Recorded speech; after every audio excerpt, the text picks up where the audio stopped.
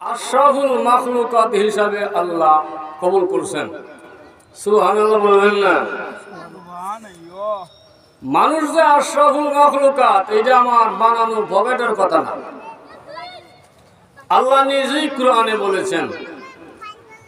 আল্লাহ বলেন, ওয়ালাকাদ কাররামনা বানি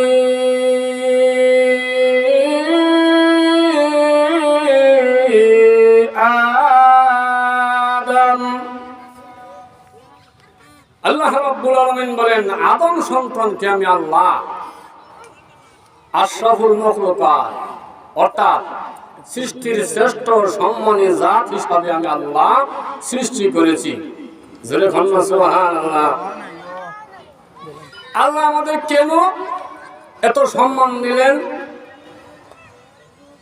তার পিছনে অনেক কারণ আছে। আল্লাহ কি আমাদেরকে একবারে বিনা কারণে বিনা প্রয়োজনে দুনিয়ায় পাঠাইছেন? না, আল্লাহ বলেন তোমাদেরকে আমি বিনা দরকারে এমনিতেই পাঠাই নাই। আল্লাহ বলেন,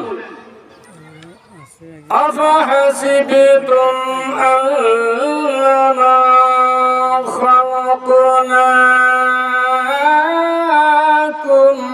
আবাসা। আল্লাহ রাব্বুল আলামিন পৃথিবীর মানুষেরা, আমি আল্লাহ তোমাদেরকে নিষ্প্রয়োজনে বিনা কারণে বিনা দরকারে আমি আল্লাহ তোমাদের সৃষ্টি করি নাই। তাহলে কেন আল্লাহ সৃষ্টি করছেন? আল্লাহ আরেক আয়াতে বলেন, ওয়ামা খালাকুতুল জিন্না ওয়াল ইনসা ইল্লা লিয়াবুদুন।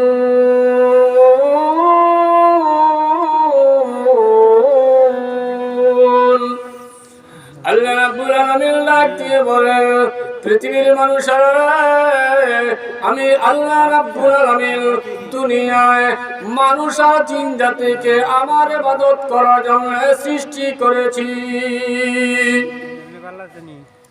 আল্লাহ রাব্বুল আলামিন মানুষকে আল্লাহ তার ইবাদতের জন্য সৃষ্টি করেছেন। এখন ইবাদতই করলেন কি করলেন না তারও কিন্তু জবাবদিহিতা আল্লাহর দরবারে করতে হইব। ইবাদতই করলেন কি করলেন না তার জবাবের জন্য রয়েছে পরকাল। নজরে ঘন ঠিক না? ঠিক না? ঠিক। পরকালে হাসরের ময়দানে মিজানের হল লইব। নজরে ঘন হবে না? মিজানের অর্থ কি? যেই পাল্লা দিয়া নেকি গুনাহ সওয়াব এবং গুনাহের ওজন দেওয়া হবে, সেই পাল্লাটার নাম হইল, হাদিস শরীফে আইছে, তার নাম হইল মিজানের পাল্লা। ঘুমাই গেছেন কেন কি আপনারা? সুবহানাল্লাহ বলবেন না? আরো জোরে কান সুবহানাল্লাহ। হ্যাঁ, আমার মিজানের পাল্লার মধ্যে নেকি বেশি না গুনাহ বেশি এটা ওজন দেওয়া হইব। বিস্তারিত বলার অবকাশ নাই। হ্যাঁ, আমার এই পরকালে জবাবদিহিতা করার জন্য আল্লাহ রাব্বুল আলামিন মিজানের পাল্লা রাখছেন। এখন আমরা পরকালের জন্য তৈরি আসিনি না? নাই। অবশ্যই ইচ্ছায় অনিচ্ছায় পরকালে যাইতে হইব। ইচ্ছায় অনিচ্ছায় আমাদেরকে মৃত্যুবরণ করতে হবে। ইচ্ছায় অনিচ্ছায় আল্লাহ বলেন, وَأَنْكُمْ إِلَيْنَا لَا تُرْجَعُونَ।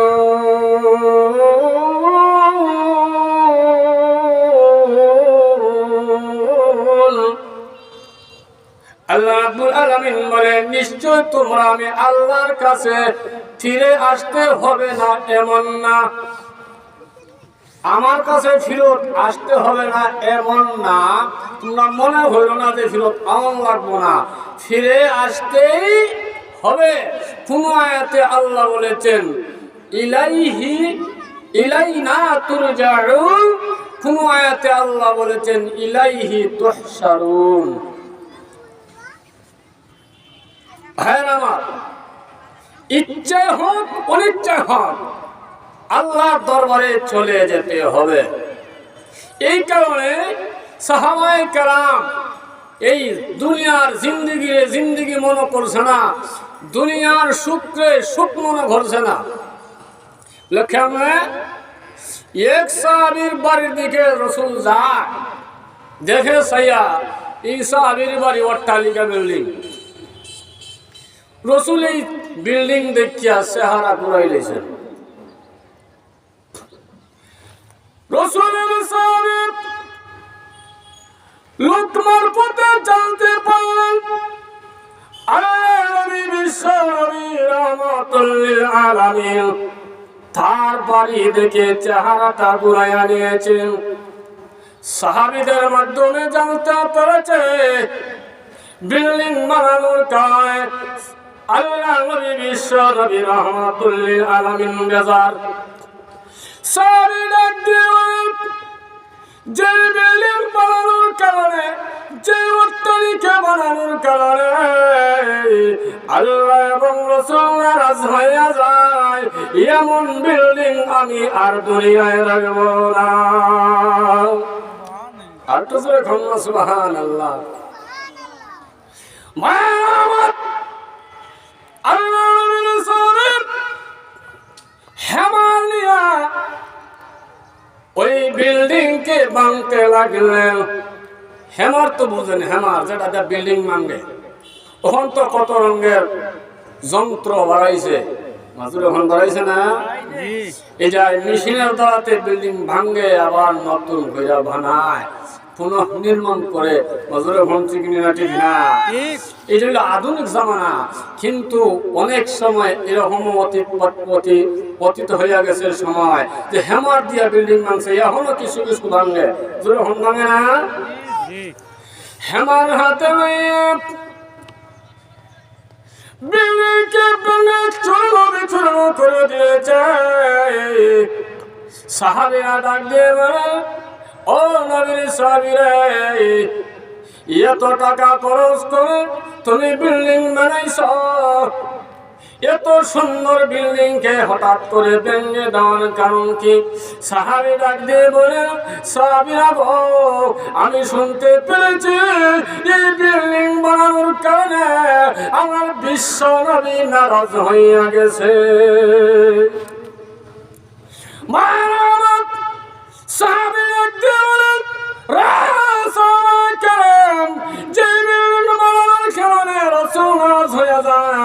রাসূল যদি নারাজ হয় তাহলে আল্লাহ তো খুশি থাকার কথা নাই। এমন বিল্ডিং বানাইলাম যে বিল্ডিং এর কারণে, যে দুনিয়ার সুন্দর করার কারণে আল্লাহ এবং রাসূল নারাজ হয়ে যায়, এমন বিল্ডিং এর আমার দরকার নাই। ঘুমাই গেছেন আপনারা? সুবহানাল্লাহ বলবেন না?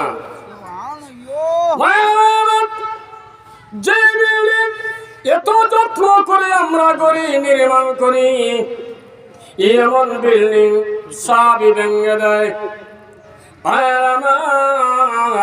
তার পিছনে একটা উদ্দেশ্য হইল, এই দুনিয়ার জিন্দগি যদি কষ্ট করে আল্লাহ নবীর তরিকা অনুসারে জিন্দগি যাপন করে যাইতে পারে, পরকালে সে আল্লাহর তৈরি জান্নাতের মেহমান হয়ে যাবে। সুবহানাল্লাহ। আল্লাহ নবীর সাহাবী বিল্ডিংটা ভেঙে দিয়েছে। আল্লাহ নবী বিশ্ব নবী রাহমাতুল লিল আলামিন আরেকদিন যখন এই রাস্তা দিয়ে আসেন, রাসূল তাকায়া দেখে এই বিল্ডিংটা তো আগের জায়গায় নাই। রাসূল লাগতে বলে, সাহাবীরা, এখানে তো একটা সুন্দর বিল্ডিং ছিল, বিল্ডিংটা কোথায়? সাহাবী বলে, ইয়া রাসূলুল্লাহ, ইয়া হাবিবাল্লাহ, অমুক সাহাবীর বিল্ডিং সে ভেঙে ফেলেছে। নবী বলেন কেন ভেঙে দেয়?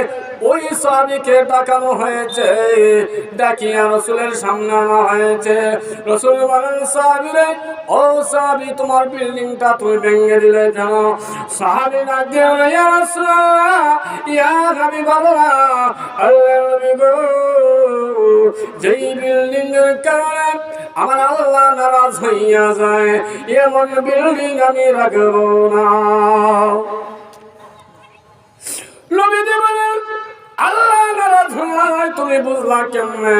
সাহাবী ডাক দিয়ে বলে, ইয়া রাসূলুল্লাহ, ইয়া হাবিবাল্লাহ, আমি শুনতে পেরেছি গো, লোক মারফতে জানতে পেরেছি এই বিল্ডিংকে দেখে আপনি নাকি নারাজ হয়ে গেছেন, আপনার মনটা নাকি বেজার হয়ে গেছে। ও নবীজি, যেই নবীর কারণে আল্লাহ রাব্বুল আলামিন আসমান জমিন সব বানাইলেন, যেই নবীর উসিলায় আল্লাহ সমস্ত মখলুকাতকে বানাইলেন, আমাকে বানাইলেন, আসমান জমিনের সব কিছু বানাইলেন, এই নবী যদি নারাজ হইয়া যায় আমার মহান আল্লাহ নারাজ হইয়া যাবে। ভাইয়ের আমার, এই ছিল সাহাবায়ে কেরামের আকীদা বিশ্বাস। পরকালের জন্য সাহাবায়ে কেরাম সব কিছু ত্যাগ করে নেয়। এক সাহাবী বাগান, তার একটা ফলের বাগান, ফলের বাগানের ভিতরে এমন ফল আসছে গাছের ডালগুলো ফলের কারণে একবারে জমিনের সাথে ঝুঁকে পড়েছে। সুবহানাল্লাহ বলবেন না?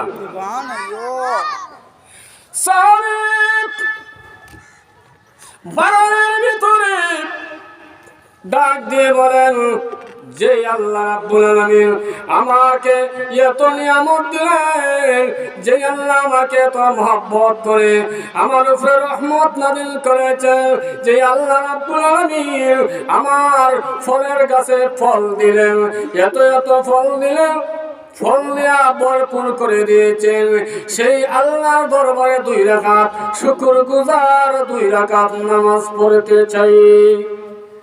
সুবহানাল্লাহ বলবেন না? ভাইরা আমার, সাহাবী হন ফল আইছে 2 রাকাত নামাজ পড়বো। এখন আমরা তো কৃষকেরা যারা ফসল ফলায়, ফসল হইয়া ভয় আল্লাহ দিয়া গেছে, মাজুর হন ঠিক না? কিন্তু তার উচিত ছিল বলতো যে আলহামদুলিল্লাহ আর 5 ওয়াক্ত নামাজ পড়া, এই ছিল তার উচিত, ইমান আমল সঠিক করা। কিন্তু দেখা যায় তার বদলে হয় আল্লাহ যদি দেয়া যায় হাসকার জমিন ভরছি তাহলে 2 সমান, তাহলে 2 সমানের হিসাব রাখে কিন্তু ফরকালের হিসাব রাখে না। ভাইয়ের আমার, আমি যে একটা ঘটনা আপনাদের সামনে তুলে ধরেছি, এই সংক্ষিপ্ত আকারে ঘটনাটা শেষ দিয়ে হুজুর আসছেন, আমিও শেষ দিলাম ইনশাআল্লাহ 1 মিনিট 2 মিনিটের ভিতরে। এখন সাহাবী 2 রাকাত নামাজ পড়ে একটা ফাঁকের মধ্যে বাগানের ভিতরে ঢুকে পড়ছে। আল্লাহু আকবার বলে 2 রাকাত নামাজ পড়ে শুকরগুজার 2 রাকাত নামাজ। নামাজ যখন শুরু করে দিয়েছে এমনি অবস্থায় ঘটনাক্রমে একটা পাখি বাগানের মাঝে ঢুকছে। ফলের এমন গ্রাম, সুমিষ্ট ফলের গ্রামে একটা পাখি ঢুকছে। নামাজের মধ্যে ওই পাখির জন্য নামাজের তসবিহ গুলা সঠিকভাবে এসে আদায় করতে পারতেছে না। ওই পাখিটা ওই বাগানের মধ্যে ঢুকে আর ডাকে, কান্দে, চিক চিক করে কান্দে। পাখি তার বাসায় কান্দে, চেউ চেউ করে কান্দে। কেন? ফসলের কারণে, ফলের কারণে বাগানের ভিতর থেকে বাড়াইবার কোনো সুযোগ হয় না। এত ফলের কারণে বাড়াইবার সুযোগ নাই। চিন্তা করুন কত ফল আল্লাহ বরকত দিয়েছে। ভাইয়ের আমার, এখন এই অবস্থায় নামাজ যখন সালাম ফিরায় সাহাবী আসসালামু আলাইকুম ওয়া রাহমাতুল্লাহ, আসসালামু আলাইকুম ওয়া রাহমাতুল্লাহ সালাম ফিরানোর পরে আল্লাহর নবীর সামনে দৌড়ে যায়। ও নবীজি, ওই পাখিটা আমার ফলের গাছের ভিতরে ফলের ফলের বাগানের ভিতরে ঢুকেছে। আমি নামাজ পড়া শুরু করেছিলাম, কিন্তু পাখির ডাকাডাকির কারণে আল্লাহর তাসবিহগুলো সঠিকভাবে আদায় করতে পারি নাই। ও মালিক, যে পাখির কারণে, যেই বাগানের ফল আসার কারণে পাখি ঢুকলো, আর আমি আল্লাহর বিধানগুলি, আল্লাহর তাসবিহগুলি সঠিকভাবে আদায় করতে পারলাম না, এমন ফলের গাছে আমার দরকার নাই। আল্লাহর রাস্তায় এই সমস্ত ফলের বাগানকে আমি দান করে দিলাম। সুবহানাল্লাহ। ভাইয়ের আমার, এই জন্য অনেক লম্বা ঘোষণা, বিস্তারিত বলার অবকাশ নাই। আমাদের কাসিমি সাহেব হুজুর, দৌলতপুর হুজুর আসছেন, মূল্যবান বান হবে ইনশাআল্লাহ। আমি হযরতকে অনুরোধ করব, আমাদের এই এলাকার মানুষগুলি যেন হেদায়েত পায়, নামাজ পড়ে এবং আল্লাহর বিধান মতে চলে, এইরকম আলোচনা ওযু গোসল সম্বন্ধে কিছু বলার। আর আজকের মতন আপনাদেরকে বললাম, ইনশাআল্লাহ অন্যদিন সুযোগ পাইলে বলবো। আসসালামু আলাইকুম ওয়া রাহমাতুল্লাহ ওয়া আখিরু দাওয়ানা আলহামদুলিল্লাহি রাব্বিল আলামিন।